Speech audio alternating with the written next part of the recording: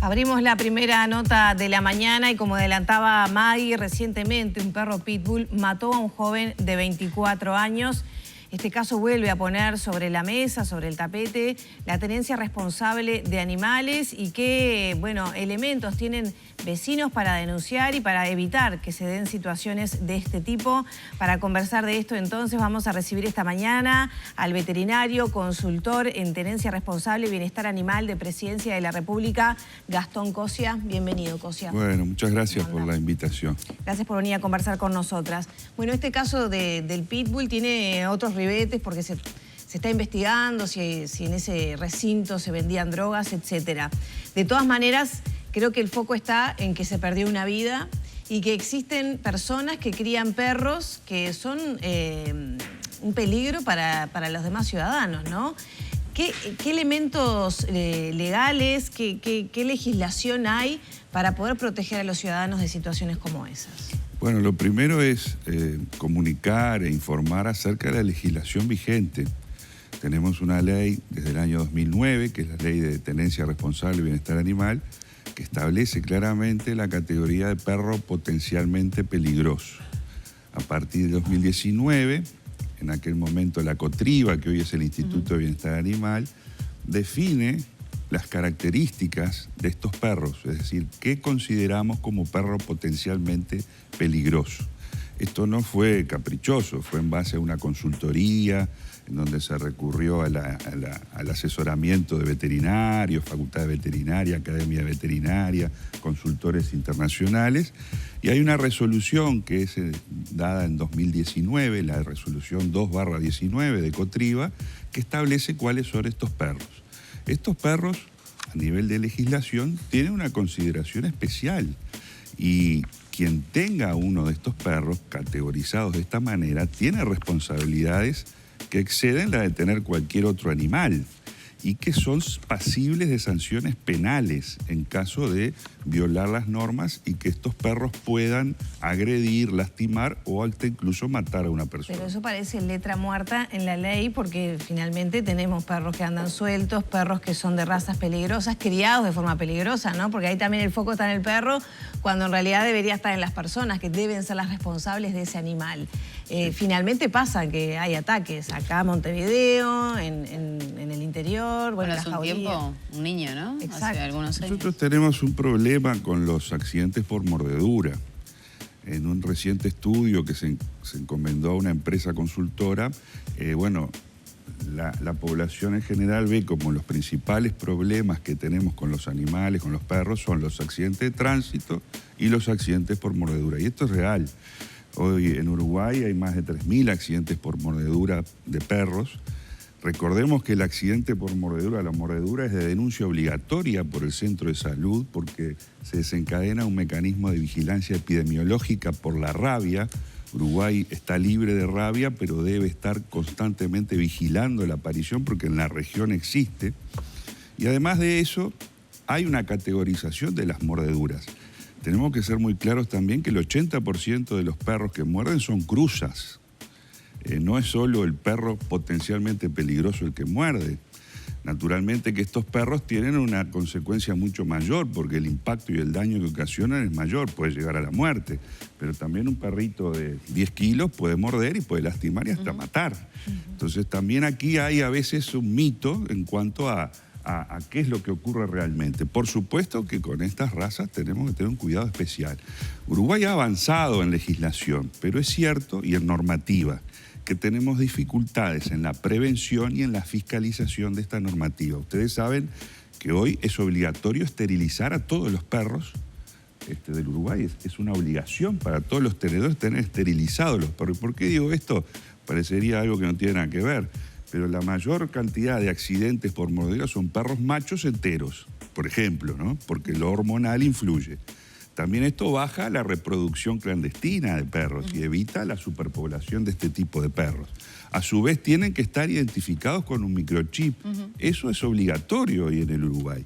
Por supuesto que nos faltan puntos de control. O sea, para poder seguir delimitando un poquito más estos aspectos, cuando hablamos de razas peligrosas, se maneja determinadas características, ¿no? Perro de hasta 15 kilos, ¿Qué otras? Más de 25 kilos. Más de 25 kilos. En un momento se habló de 15, por eso me Sí. entré. 25 kilos. ¿Qué más tiene que tener en cuenta? Recordemos que no solo hay normativa nacional, también hay normativa departamental. La Intendencia de Montevideo, la Intendencia de Canelones tienen normativas muy estrictas. Tampoco se fiscalizan. Pero quiero decir que la norma va más allá de las razas. Es más inclusiva porque puede ser un perro cruza y puede ser de una raza que aparentemente pueda ser de buen comportamiento, pero ese perro está dentro de una categoría ya por el hecho de pesar más de 25 kilos, de poder tener algún antecedente de conducta que no sea el adecuado, porque la agresividad se manifiesta en las distintas razas y en las cruzas. O sea, un animal agresivo puede presentar esa conducta que no es deseable, no necesariamente porque tenga una determinada raza. Esto está estudiado. Por supuesto que quienes tienen estas razas de perros, y aquí sí vamos a las estadísticas, en Uruguay hay un 45% de la población que quiere tener un perro para proteger su propiedad o para guarda y defensa. Y muchas veces se potencia esa agresividad, lo cual no es deseable. Y aquí está el rol preventivo de la medicina veterinaria y del educador canino, del paseador, y ese concepto que hablamos siempre de una sola salud, en donde tenemos que empezar a ver todos estos temas de una manera integrada. La convivencia con los animales tiene que ser un problema a abordar integralmente, los centros de salud, los veterinarios, los municipios, las intendencias. Ahora, y volviendo un poco a lo que planteaba Lorena entonces, vinculado a con qué se puede penalizar a las personas que no cumplen con esa tenencia responsable. Si vemos esas razas que muy poca gente, por ejemplo, si hay una obligatoriedad de utilizar bozal lo hace, de ir con una correa lo lleva, todos los días de no vemos dejarlo perros de esos suelto. sueltos en la vereda. Entonces, ¿de qué manera podemos aplicar la ley? Yo creo que hay un camino que tenemos que recorrer con respecto al tema de nuestra convivencia con los animales, que es que tenemos que entender que con las medidas administrativas solamente no basta. Esto es importante tenerlo en cuenta, tanto para la tenencia irresponsable como para los casos de maltrato y de abandono de animales. Estamos hablando que multas, no. Capaz que una penalización de otro tipo. Hoy, donde se nuestro implique sistema, una prisión, por ejemplo. Nuestro sistema le asigna al Instituto de Bienestar Animal la potestad de aplicar amonestaciones, multas, incluso la prohibición de tenencia de animales y la confiscación. ¿Qué ha pasado? Todo esto ha ocurrido. En el caso de los perros potencialmente peligrosos, una vez que atacan, muerden o lastiman o matan, hay sanciones penales, pero fallamos en la prevención. Entonces aquí nosotros, en mi caso, he sugerido insistentemente la importancia de implementar lo que puede ser la ley de faltas, incurrir, como en otros países, en lo que es la tipificación de delito. Una tenencia irresponsable de un perro potencialmente peligroso debe ser considerado un delito.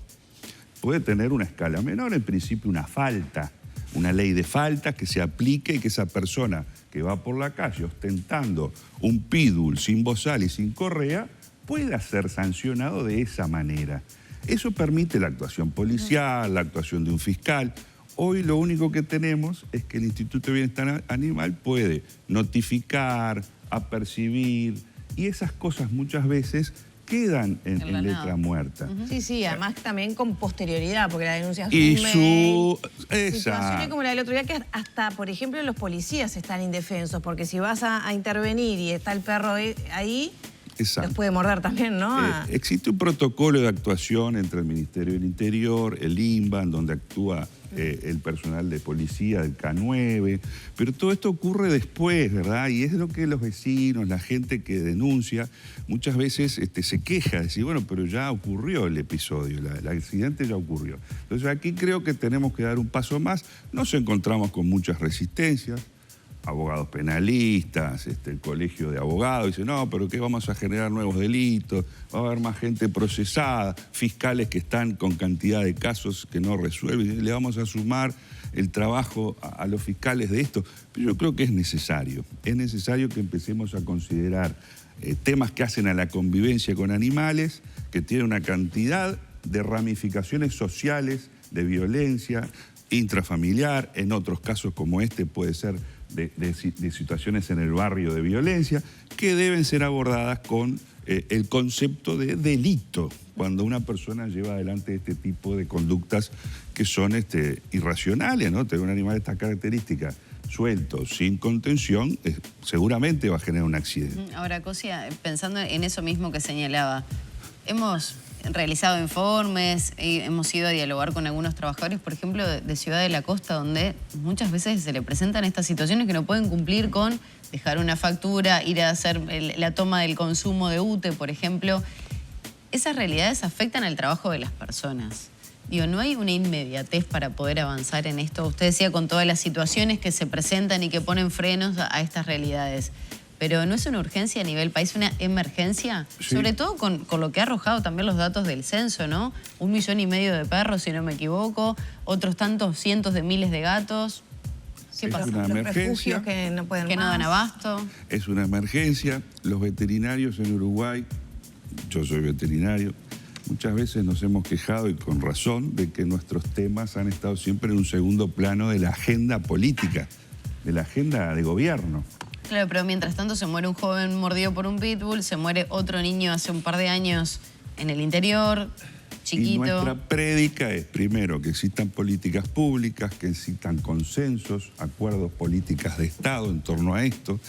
Se han hecho intentos desde el año 2009, gobierno anterior, ¿no? En la etapa de gobierno del Frente Amplio, se ha fortalecido en este gobierno con la creación del instituto, pero aún queda muchísimo más y tiene que ver con sacar de la esfera de lo privado el tener un animal. Yo convivo con un perro, por ejemplo, un perro. Ya no es un tema privado, yo elijo tenerlo, elijo el que yo quiero, hago lo que yo quiero con ese perro. No, es un tema de convivencia. Y así es también de responsabilidad social. Y bueno, todos los beneficios que nos dan esos animales, afectivos, emocionales, hasta incluso de salud, ¿verdad? Que está comprobado, también debemos saber que hay consecuencias negativas ante una tenencia irresponsable. Y eso la sociedad lo tiene que castigar. Y los políticos no nos tienen que temblar la mano, porque cuando hablamos muchas veces con intendentes, hablamos muchas veces con alcaldes, y ¿por qué no cumplen las normas municipales? ¿Por qué no se inspecciona? ¿Por qué no tomamos...? Si hay normativa, la gente no le gusta. No le gusta, y la frazada corta del Estado también que genera una imagen negativa. Bueno, vamos a ir a molestar a la gente por los perros, pero hay que hacerlo. Pero Cosia, usted es asesor de presidencia, ¿está pensando en una legislación que englobe? Porque han habido como muchas iniciativas, si bien hay normativa vigente, estaba ese proyecto también de Nidia Rey. ¿Se está pensando en generar un proyecto de ley que se pueda aprobar antes del la cierre Comisión del de Diputados especial sobre tenencia responsable tiene muchos proyectos a estudio. Ese es el ámbito natural. En nuestro caso brindamos asesoramiento. Pero también, bueno, ahora estamos frente a una campaña electoral. Yo lo que hago en todas las filas es pedir a gente que se ponga a trabajar por estos temas en todos los partidos. Que tratemos de que desde todos los partidos haya gente preocupada por estos temas y logremos grandes acuerdos, porque no puede seguir en un segundo plano esta temática. Y tampoco el facilismo de decir prohibimos todo, porque a ver... ¿Pero es viable ese proyecto, por ejemplo, de la diputada colorada? Bueno, significa... ¿De prohibir 15 razas de crianza, reproducción? Que es el perro uruguayo, es el cimarrón, nuestra raza. Estamos hablando que Pitbull debe haber más de 100.000 perros. ¿Dónde los ponemos? ¿Qué hacemos con esos perros? ¿Qué hacemos? La gente los va a tirar a la calle, los va a abandonar.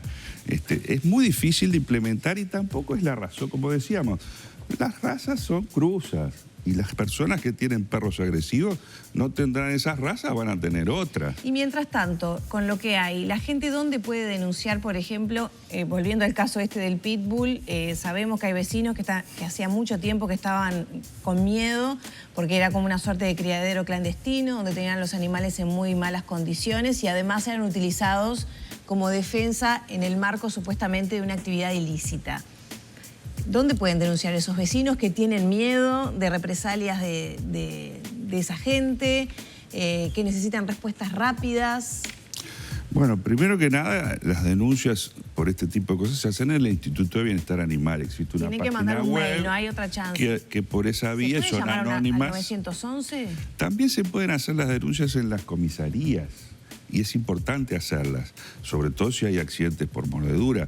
Hay trabajos de fiscales. De prevención no se puede entonces al 911. También se puede denunciar a la Intendencia, porque se están violando al municipio, se están violando normas departamentales de convivencia.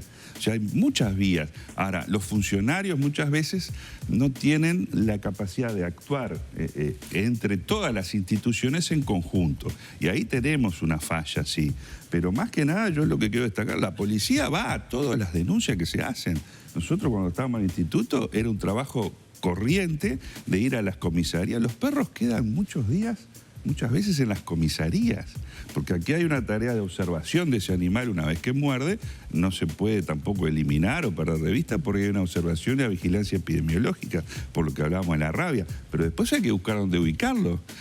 Y los perros quedan en las comisarías. La labor de fiscales detrás de estas denuncias, que tienen que ir a recabar si hay antecedentes de denuncia, son muy importantes. Esos antecedentes nos han permitido confiscar en muchos casos y hasta procesar personas cuando hay antecedentes de denuncias en las comisarías. ¿Y qué se hace con esos perros que después de estar varios días, como ahora, ¿no? En un calabozo, lo están curando, etcétera, pero ¿qué va a pasar con Bueno, ese? aquí la ley establece que un perro que ataca o mata tanto animales o a personas, es pasible de aplicarse lo que se llama un sacrificio humanitario, una eutanasia. Con la excepción de que el propietario o el tenedor o tutor solicite una posibilidad de generar una reeducación, un proceso de socialización. También pasa que algunas ONG muchas veces reclaman esa posibilidad y asumen eso. Es muy difícil ubicar estos perros, es muy difícil que un veterinario experto en comportamiento asuma la responsabilidad de decir, este perro puede ir a una familia, puede ir a un... Generalmente estos perros terminan en confinamientos el resto de su vida. Con suerte, ¿no? Entonces ahora esto deberá determinarlo el Instituto de Bienestar Animal, que es quien tiene potestad tanto de asignar la tenencia de este animal, de investigar también con 3 testigos, se puede saber ese perro de quién era, ¿no? Eso lo va a hacer el instituto. Y luego también el futuro de este animal. Como decíamos, la ley habilita a estos procedimientos. Cosi, hablando de procedimientos, quiero no dejar pasar algo que mencionamos. Cuando hay una situación de estas características, digo para repasar, porque muchas veces son las dudas que le quedan a los televidentes, por ejemplo. Si hay situaciones irregulares como esta que se veía, se percibía en la zona de Villa Muñoz, los vecinos pueden alertar al 911, pueden también avisar al municipio, a la intendencia o al instituto. Eso por un lado. Ahora, cuando hay una situación de mordedura, el protocolo, ¿qué es lo que establece? ¿Voy a la comisaría o la denuncia me la tienen que tomar allí? Porque en otros momentos se generó allí problemas que era, no, hay que denunciar ante el INBA, pero si no te muerde, entonces si no haces la denuncia... ¿Cuál es la vía oficial para realizar la denuncia en caso de mordeduras? Las mordeduras tienen este abordaje integral, hablábamos de una sola salud. La denuncia se tiene que hacer, por ejemplo, al INBA, naturalmente, también en la comisaría, y están obligados a tomármela. Y el centro de salud que atiende a esa persona tiene que tomar nota, porque es de denuncia obligatoria. Y se tiene que hacer un seguimiento a ese animal, y el seguimiento muchas veces lo hace la policía, la propia policía. Entonces, todo este mecanismo tiene que funcionar, y está funcionando. Lo que pasa es que muchas veces no se denuncia, pero sobre todo no estigmatizar. El temor también hay que ser muy claro, hay que ser respetuoso, considerado, hay que tomar las medidas de precaución, pero no podemos estar temerosos de todo perro que se nos cruza, ¿no? Porque eso genera situaciones también que son de mucho cuidado. Yo cuando visitaba un niño mordido gravemente, cuando estaba en el instituto en Carmelo y hablaba con él, estaba con muchas lesiones muy graves, yo le decía, yo cuando era niño fui mordido 2 veces por perro. Incluso con cirugías estéticas que fui sometido a ellas después de las mordeduras. Yo ya llevo 30 años de veterinario, he salvado a miles de perros. Estas cosas tienen detrás siempre una conducta humana, que es la que genera el error, el accidente, la equivocación. Culpabilizar al perro es la medida más fácil. Detrás de esto siempre hay conductas equivocadas. Errores humanos. Lo que ocurre es eso, ¿no? Culpabilizar al perro. Bueno, uno trata de tener ese mensaje, de cuidarse, de tener las medidas de precaución con los animales. de promover la tenencia responsable, de saber de las medidas que tenemos que tomar, la educación que debe recibir ese animal, pero no estigmatizar. Ya para cerrar, ¿qué porcentaje de perros están efectivamente esterilizados, como usted decía que es obligatorio, y chipeados, que también es obligatorio? Yo me quedé con una muy buena noticia. El último estudio que hizo Cifra, la consultoría del 2023, comparada con la del 2017, nos dice que en 2017 teníamos un 34% de los perros castrados y hoy tenemos un 49% de los perros castrados. Todavía sigue siendo un elemento, un índice muy bajo, pero la gente cada vez más ha incorporado este concepto de la esterilización, de castrar a sus animales, como el método ético de control de la población canina. Entonces, bueno, esto acompañado de las 150.000 castraciones gratuitas, con la colocación de microchip correspondiente. ¿Cuántos chips hay? Más de 150.000. ¿De un universo Pero tenemos 1,5 millones de perros. Entonces, claro, hay mucho por hacer. Aquí entran los puntos críticos. Si lo controlamos, la gente lo va a hacer más. Pero hoy todavía hay una resistencia a implementar programas de control y fiscalización. Y en eso, sin banderas políticas, sin ningún tipo de diferencia, tenemos que trabajar todos, de que aceptemos que nos controlen la tenencia de nuestros animales. Cosia, muchas gracias por estos minutos. Bueno, por favor.